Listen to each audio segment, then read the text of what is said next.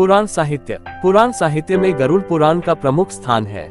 सनातन धर्म में यह मान्यता है कि मृत्यु के पश्चात गरुड़ पुराण कराने से जीव को वैकुंठ लोक की प्राप्ति हो जाती है। गरुड़ पुराण में 19,000 श्लोक हैं, किंतु वर्तमान में कुल 7,000 श्लोक ही प्राप्त होते हैं। प्रेत योनि को भोग रहे व्यक्ति के निमित्त गरुड़ पुराण करवाने से उसे आत्म शांति प्राप्त होती है और वह प्रेत योनि से मुक्त हो जाता है। गरुड़ पुराण में प्रेत योनि एवं नरक से बचने के उपाय बताए गए हैं।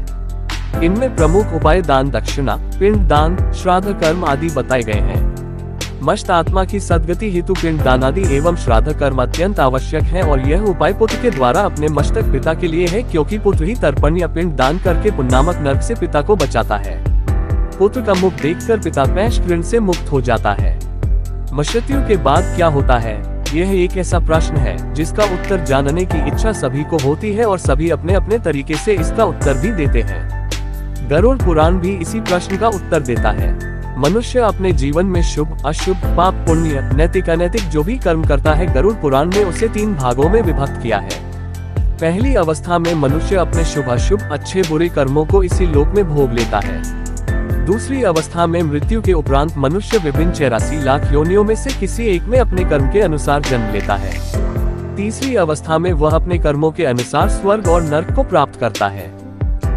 गरुड़ पुराण के अनुसार जो दूसरे की संपत्ति को हड़पता है, मित्र से विश्वासघात करता है, ब्राह्मणों की संपत्ति से अपना पालन करता है, मंदिर से धन चुराता है, पराई स्त्री या पर पुरुष से व्यभिचार करता है, निर्बल को सताता है, जो अपनी निर्दोष माता, बहन, पुत्री, स्त्री, पुत्रवधू, पुत्र इन्हें बिना किसी कारण के त्यागता है, उसे भयंकर नरक योनि में जाना पड़ता है एवं उसकी कभी मुक्ति नहीं होती है। इस संसार में भी ऐसे पापी व्यक्ति को अनेक रोग एवं कष्ट घेर लेते हैं।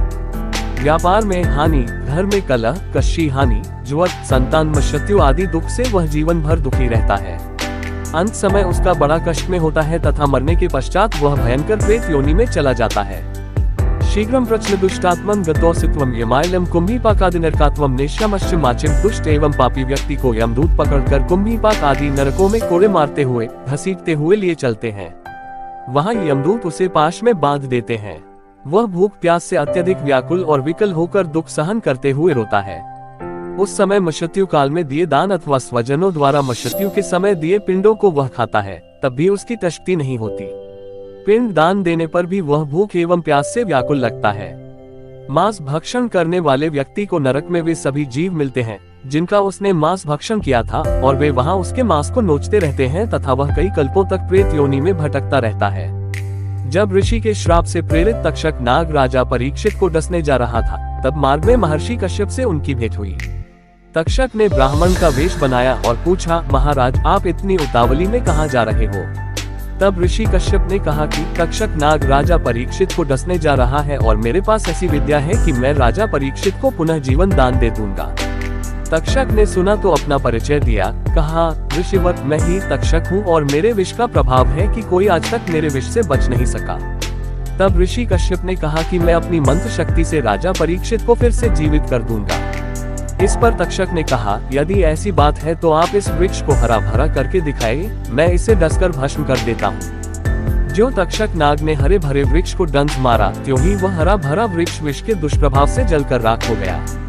तब ऋषि कश्यप ने अपने कमंडल से अपने हाथ में जल लेकर वृक्ष की राख में छींटा मारा तो वह वृक्ष अपने स्थान पर फिर से हरा भरा होकर अपने स्थान पर खड़ा हो गया। तक्षक को बड़ा आश्चर्य हुआ और पूछा, ऋषिवर आप वहाँ किस कारण से जा रहे हैं? इस पर ऋषि कश्यप ने बताया कि मैं राजा परीक्षित के प्राणों की रक्षा करूंगा तो मुझे बहुत सा धन मिलेगा। तक्षक ने ऋषि कश्यप को संभावना से ज्यादा धन देकर विदा करना चाहा, लेकिन ऋषि कश्यप ने यह उचित नहीं समझा और नहीं माने। वहां पर तक्षक ने ऋषि कश्यप को गरुड़ पुराण की कथा सुनाई, जिससे ऋषि कश्यप को ज्ञान हुआ कि जिसने जो कर्म किया वह अवश्य ही भोगना पड़ेगा और किसी के बचाने से कोई बच नहीं सकता। इस प्रकार से ऋषि कश्यप बहुत सा धन लेकर वहीं से विदा हो गए। वास्तव में गरुड़ पुराण सुनने से मनुष्य को सच्चे ज्ञान एवं वैराग्य की प्राप्ति होती है और वह बुरे कर्म करने से बचता है तथा जीवन का यथार्थ ज्ञान उसे मिलता है। इस पुराण में महर्षि कश्यप और तक्षक नाग को लेकर एक कथा है।